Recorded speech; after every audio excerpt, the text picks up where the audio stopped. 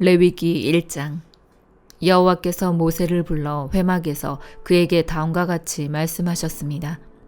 이스라엘 백성들에게 이렇게 말하여라. 너희가 여호와께 예물을 가져오려면 너희는 가축 가운데서 소나 양을 너희의 예물로 가져와야 한다.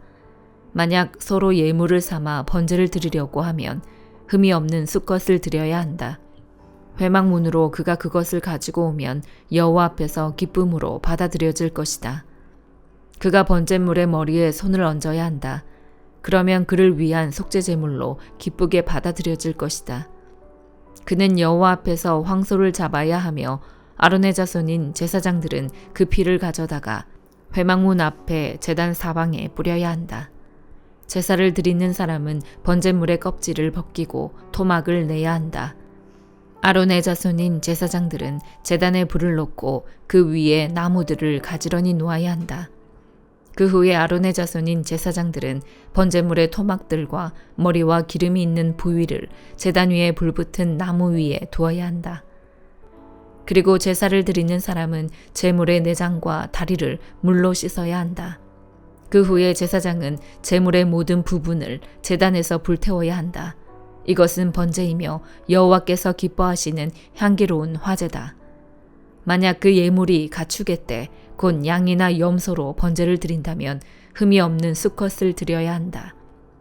제사 드리는 사람은 여호와 앞에 있는 제단의 북쪽에서 그것을 잡아야 하며 아론의 자손인 제사장들은 제물의 피를 제단 사방에 뿌려야 한다. 그가 제물을 여러 조각으로 토막을 내면 제사장은 그 제물의 머리와 기름과 함께 제단 위에 있는 불붙은 나무 위에 올려놓아야 한다. 그는 제물의 내장과 다리를 물로 씻어야 한다. 그 후에 제사장은 그것 모두를 가지고 와서 제단 위에서 불태워야 한다. 이것은 번제이며 여호와께서 기뻐하시는 향기로운 화제다. 새를 번제물로 여호와께 드리려면 그 예물로 산비둘기나 어린 집비둘기를 가져와야 한다. 제사장은 그것을 제단으로 가져가서 새의 머리를 비틀어 끊고 제단 위에서 불태워야 한다. 새의 피는 제단 옆에 흐르게 해야 한다. 그 후에 그는 모이 주머니와 그 안의 내용물은 떼어내서 재버리는 곳인 제단 동쪽에 버려야 한다. 제사장은 날개 쪽지를 잡고 그것을 찢어야 하지만 아주 찢지는 말아야 한다. 그 후에 제사장은 그것을 제단 위에 있는 불붙은 나무 위에서 불태워야 한다. 이것은 번제이며 여호와께서 기뻐하시는 향기로운 화제다. 요한복음 20장. 그 주간의 첫날 이른 새벽 아직 어두울 때에 막달라 마리아가 무덤에 가서 보니 무덤 입구를 막았던 돌이 치워져 있었습니다. 마리아는 시몬 베드로와 다른 제자 곧 예수께서 사랑하시던 제자에게 달려가서 말했습니다. 사람들이 주의 시신을 무덤 밖으로 가져다가 어디에 두었는지 모르겠습니다. 그리하여 베드로와 다른 제자가 무덤으로 향했습니다. 두 사람이 함께 달려갔는데 베드로보다 다른 제자가 앞서 달려가 먼저 무덤에 이르렀습니다.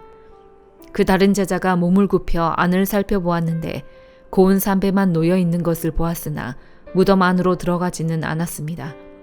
그때 뒤따라온 시몬 베드로가 도착해 무덤 안으로 들어갔습니다.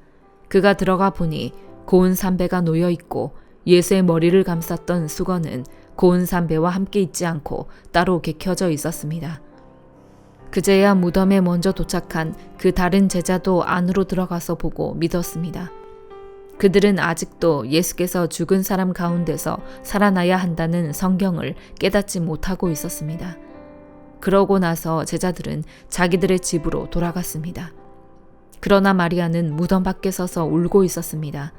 마리아가 울다가 몸을 굽혀 무덤 안을 들여다보니 흰옷을 입은 두 천사가 예수의 시신이 있던 자리에 앉아 있었는데 한 천사는 머리맡에 또 다른 천사는 발치에 있었습니다. 천사들이 마리아에게 물었습니다. 여인아, 왜 울고 있느냐? 마리아가 천사들에게 대답했습니다. 사람들이 내 주를 가져다가 어디에 두었는지 모르겠습니다. 이 말을 한 후 마리아가 뒤를 돌아보았을 때 예수께서 거기 서 계셨습니다. 그러나 마리아는 그분이 예수이신 줄은 깨닫지 못했습니다. 예수께서 마리아에게 말씀하셨습니다. 여인아, 왜 울고 있느냐? 네가 누구를 찾고 있느냐? 마리아는 그 사람이 동산지기인 줄 알고 말했습니다. 주여, 당신이 그분을 옮겨 놓았거든 어디에다 두었는지 말해 주십시오. 그러면 내가 그분을 모셔가겠습니다. 예수께서 마리아에게 마리아야 하시자 마리아가 돌아서서 히브리어로 라보니 하고 말했습니다. 이 말은 선생님이라는 뜻입니다. 예수께서 마리아에게 말씀하셨습니다. 나를 만지지 마라. 내가 아직 아버지께 올라가지 못했다.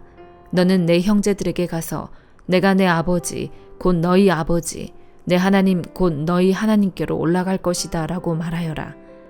막달라 마리아는 제자들에게 가서 주를 보았다는 것과 예수께서 자기에게 하신 말씀을 전해 주었습니다. 그날 곧 그 주간의 첫날 저녁에 제자들은 유대 사람들을 두려워해 문들을 걸어 잠그고 모여 있었습니다. 그때 예수께서 오셔서 그들 가운데 서서 말씀하셨습니다. 너희에게 평강이 있을지어다. 이렇게 말씀하신 뒤 예수께서는 제자들에게 자신의 손과 옆구리를 보여주셨습니다. 그러자 제자들은 주를 보고 기뻐했습니다. 예수께서 제자들에게 다시 말씀하셨습니다. 너희에게 평강이 있을지어다. 아버지께서 나를 보내신 것처럼 나도 너희를 보낸다. 이 말씀을 하시고 나서 제자들을 향해 숨을 내쉬며 말씀하셨습니다. 성령을 받으라. 만일 너희가 누구의 죄든지 용서하면 그 죄는 사함 받을 것이요 용서하지 않으면 그 죄는 그대로 있을 것이다. 12제자 중 하나인 디두모라 불리는 도마는 예수께서 오셨을 때에 제자들과 함께 있지 않았습니다. 그래서 다른 제자들이 그에게 우리가 주를 보았소 하고 말했으나 도마는 그들에게 내가 내 눈으로 그분의 손에 있는 못자국을 보고 내 손가락을 그 못자국에 넣어보며 내 손을 그분의 옆구리에 넣어보지 않는 한 나는 믿을 수 없소 하고 말했습니다. 8일 후에 예수의 제자들이 다시 그 집에 모였고 도마도 그들과 함께 거기 있었습니다. 문이 잠겨 있었는데 예수께서 들어와 그들 가운데 서서 말씀하셨습니다. 너희에게 평강이 있을지어다. 그러고 나서 예수께서 도마에게 말씀하셨습니다. 네 손가락을 이리 내밀어 내 손을 만져보고 네 손을 내밀어 내 옆구리에 넣어보아라. 그리고 믿음 없는 사람이 되지 말고 믿는 사람이 되라. 도마가 예수께 대답했습니다. 내 주이시며 내 하나님이십니다. 그러자 예수께서 도마에게 말씀하셨습니다. 너는 나를 보았기 때문에 믿느냐? 보지 않고도 믿는 사람은 복이 있다. 이 책에는 기록되지 않았지만 예수께서는 제자들 앞에서 다른 많은 표적들을 행하셨습니다. 그러나 이것들이 기록된 목적은 여러분들로 하여금 예수가 그리스도이시며 하나님의 아들이심을 믿게 하고 또 믿어서 예수의 이름으로 생명을 얻도록 하기 위함입니다. 잠언 17장. 마른 빵을 먹더라도 평안하고 조용한 것이 온갖 맛있는 음식이 가득하고도 다투며 사는 것보다 낫다. 지혜로운 종은 주인의 부끄러운 짓을 하는 아들을 다스리고 그 형제들과 함께 유산을 나눠 받는다. 도가니는 은을, 용광로는 금을 단련하지만 여호와께서는 마음을 단련하신다. 악인은 악한 말에 마음을 두고 거짓말쟁이는 못된 말에 귀 기울인다. 가난한 사람을 조롱하는 사람은 그 지으신 분을 비난하는 자요. 남이 당한 재앙을 기뻐하는 사람은 벌을 피할 수 없다. 손자는 노인의 면류관이요 부모는 그 자녀의 영광이다. 훌륭한 말이 어리석은 사람에게 어울리지 않는데 하물며 거짓말하는 입술이 통치자에게 어울리겠느냐. 뇌물은 그 뇌물을 쓰는 사람에게 요술방망이 같아서 어디에 쓰든지 안 되는 일이 없다. 허물을 덮어주는 것은 사랑을 구하는 것이요 문제를 자꾸 들추어내는 사람은 가까운 친구를 갈라놓는다. 어리석은 사람을 100번 때리느니 지혜로운 사람을 한 번 꾸짖는 게 더 깊이 박힌다. 반역하는 데만 마음을 쓰는 악한 사람은 잔인한 사람에게 잡힐 것이다. 어리석은 사람을 만나는 것보다 새끼를 빼앗긴 곰을 만나는 것이 낫다. 사람이 선을 악으로 갚으면 그 집에서 재앙이 결코 떠나지 않는다. 다툼을 시작하는 것은 댐에 구멍 내는 것과 같으니 다툼이 일어나기 전에 말다툼을 그치라. 악인을 의롭다 하는 사람이나 의인을 정죄하는 사람 모두를 여호와께서 싫어하신다. 어리석은 사람은 손에 돈이 있어도 지혜를 살 마음이 없는데 어떻게 지혜를 얻겠느냐. 항상 사랑하는 것이 친구이고 어려울 때 도움이 되려고 태어난 것은 형제다. 분별력 없는 사람이 서약을 함부로 하고 자기 친구를 위해 보증을 선다. 다툼을 좋아하는 사람은 죄를 좋아하고 집을 꾸미기 좋아하는 사람은 파멸을 구한다. 사악한 마음을 가진 사람이 잘 될 리 없고 거짓말하는 혀를 가진 사람은 고난에 빠지게 마련이다. 미련한 자식을 낳은 부모는 그 자식 때문에 슬픔을 당하고 어리석은 자식을 둔 부모는 기쁨이 없다. 즐거운 마음은 병을 낫게 하지만 근심하는 마음은 뼈를 말린다. 악인은 남몰래 뇌물을 받고 옳은 재판을 굽게 한다. 통찰력 있는 사람은 가까이에서 지혜를 찾지만 어리석은 사람의 눈은 땅끝에 있다. 어리석은 아들은 그 아버지에게 걱정을 끼치고 그 어머니의 마음을 쓰라리게 한다. 의인을 징벌하거나 고귀한 사람이 정직하다고 채찍질하는 것은 옳지 않다. 지식이 있는 사람은 말을 아끼고 통찰력 있는 사람은 성급해하지 않는다. 어리석은 사람도 조용히 하면 지혜롭게 보이고 입을 다물고 있으면 슬기로워 보인다. 빌립보서 4장. 그러므로 내 사랑하고 사모하는 형제들이여, 내 기쁨이며 면류관인 내 사랑하는 여러분이여, 이와 같이 주 안에서 굳건히 서십시오. 내가 유오디아에게 간청하고 순두계에게 간청하니 주 안에서 같은 마음을 가지십시오. 그리고 나와 멍에를 같이 한 진실한 동력자여, 내가 당신에게도 부탁하는데 이 여인들을 도우십시오. 이들은 클레멘트와 그 밖의 내 동력자들과 함께 복음을 위해 나와 함께 다름질하던 사람들이며 그들의 이름이 생명책에 기록되어 있습니다. 주 안에서 항상 기뻐하십시오. 내가 다시 말합니다. 기뻐하십시오. 여러분의 관용을 모든 사람에게 나타내십시오. 주께서 가까이 계십니다. 아무것도 염려하지 말고 오직 모든 일에 기도와 간구로 여러분이 구할 것을 하나님께 감사함으로 아뢰십시오. 그리하면 모든 생각을 뛰어넘는 하나님의 평강이 그리스도 예수 안에서 여러분의 마음과 생각을 지켜주실 것입니다.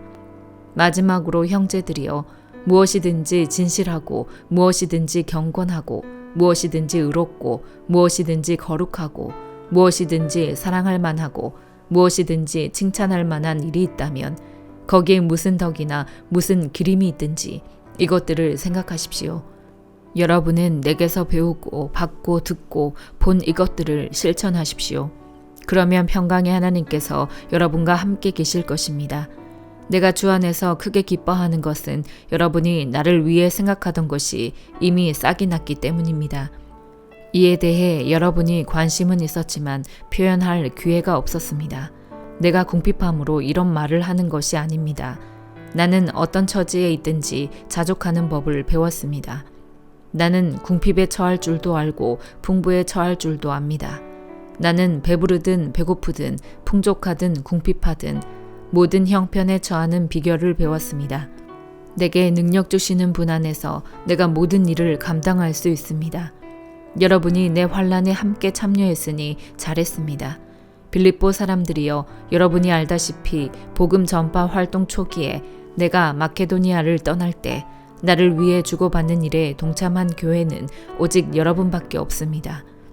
내가 데살로니가에 있을 때도 여러분은 한두 번 내가 필요한 것들을 보내주었습니다. 내가 선물을 구하는 것이 아닙니다. 오직 여러분의 봉사에 열매가 풍성하기를 바랍니다. 지금 나는 모든 것이 풍족하고 넉넉합니다.